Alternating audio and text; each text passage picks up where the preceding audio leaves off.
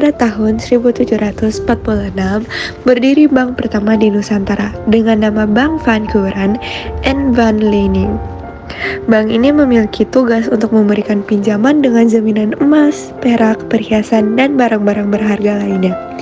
Pada tahun 1752, Bank Van Kuren disempurnakan menjadi The Bank Van Kuren and Bank Van Lening. Bank ini bertugas memberikan pinjaman kepada pegawai VOC agar mereka dapat menempatkan dan memutarkan uang mereka pada lembaga ini. Hal ini dilakukan dengan memberikan imbalan bunga. Namun sayangnya pada tahun 1818, Bank Kuren and Bank Van Lening terpaksa tutup karena krisis keuangan. Setelah Bank Kuren and Bank Van Lening tutup, pada tahun 1828 didirikan The Javas Bank yang menjadi cikal bakal Bank Indonesia. Pemerintah Kerajaan Belanda memberikan oktrooi atau hak-hak istimewa kepada The Javas Bank atau DJB untuk bertindak sebagai bank sirkulasi. Sebagai bank sirkulasi, DJB memiliki kewenangan untuk mencetak dan mengedarkan uang gulden di wilayah Hindia Belanda. Oktrooi secara periodik diperpanjang setiap 10 tahun sekali. Javasche Bank merupakan bank sirkulasi pertama di Asia. Pada tahun 1922, pemerintah Belanda menerbitkan Undang-Undang Javasche Bank. Setelah Indonesia berhasil merdeka pada tahun 1945, sesuai mandat yang tertulis dalam penjelasan UUD 45 pasal 23, maka pemerintah Republik Indonesia membentuk Bank Sirkulasi yaitu Bank Negara Indonesia atau BNI. Lalu ada periode-periode yang dibagi berdasarkan klaster kebijakan Bank Indonesia.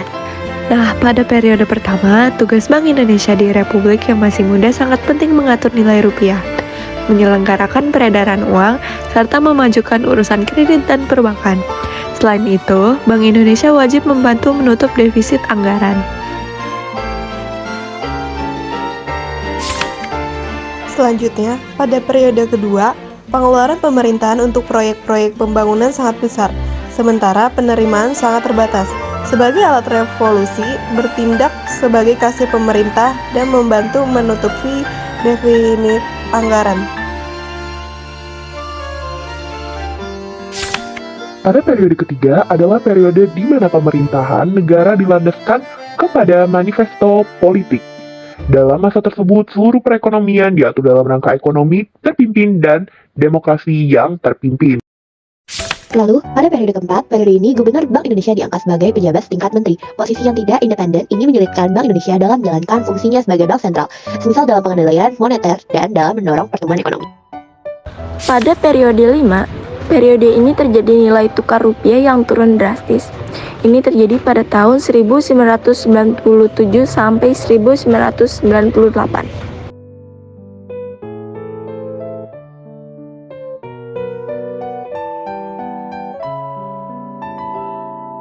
Lalu, periode ke-6 adalah periode pasca krisis yang terjadi pada periode sebelumnya.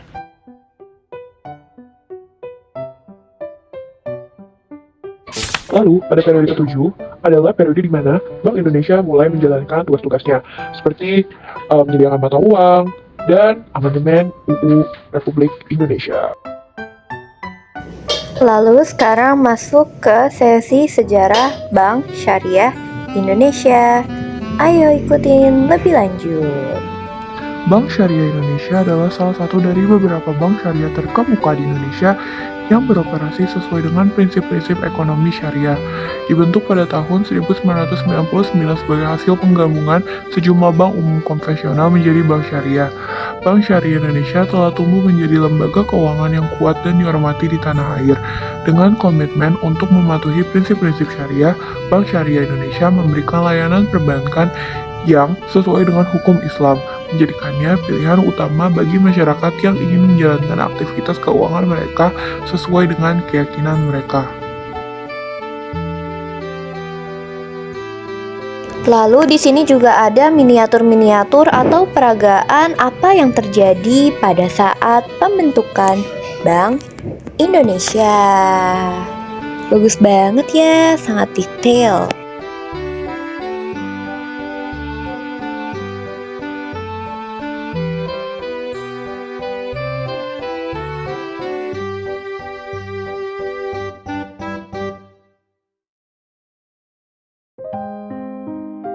Lalu di sini ada tokoh-tokoh yang terlibat dalam terbentuknya Bank Indonesia.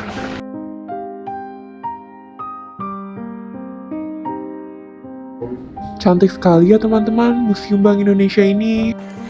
Lalu, di Museum Bank Indonesia ini terdapat beberapa uang dari berbagai belahan negara.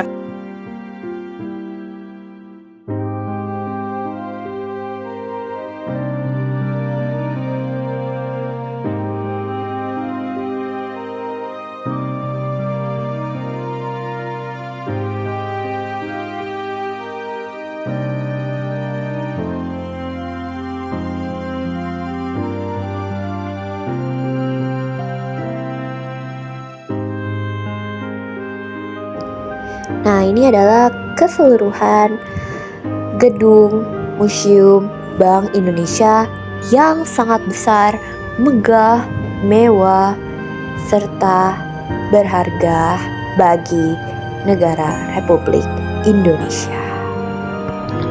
Keren banget ya. Lalu di sini kami juga menonton pertunjukan immersive movie spesial sejarah Bank Indonesia. Sayangnya karena peraturan kami tidak bisa merekamnya. Dan immersive movie ini ada jadwal loh, tidak bisa sembarangan. Jadi kami belum sekali bisa menonton immersive movie ini.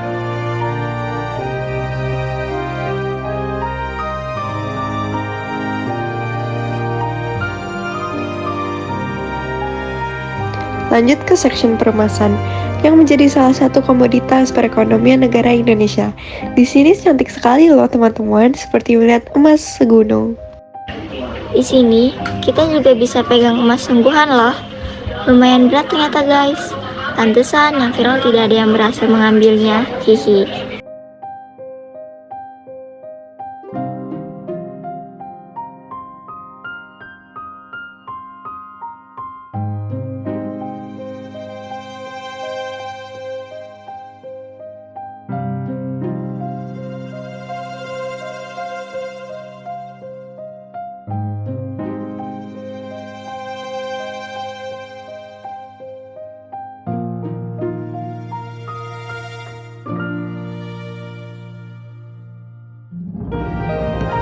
Di sini juga ada fakta-fakta unik Bank Indonesia. Keren banget loh. Kami baru tahu ternyata Bank Indonesia mempunyai banyak fakta unik.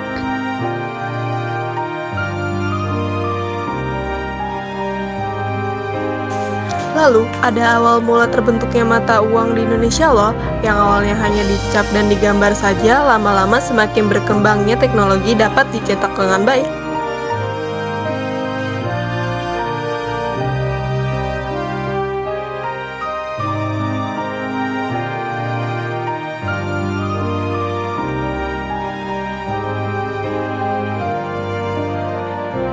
Lalu terdapat berbagai macam jenis uang dari negara Indonesia, dari uang zaman dahulu hingga uang zaman sekarang.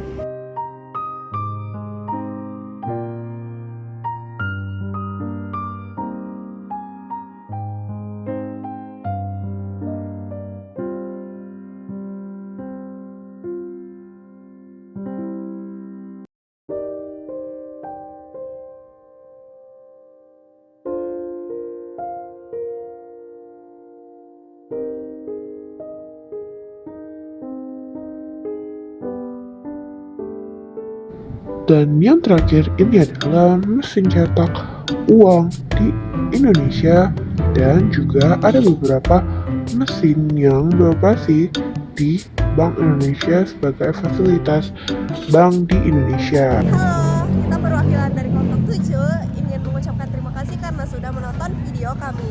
Semoga video kami dapat bermanfaat. Ya, sekian terima kasih. Wassalamualaikum warahmatullahi wabarakatuh. Dadah, see you next time.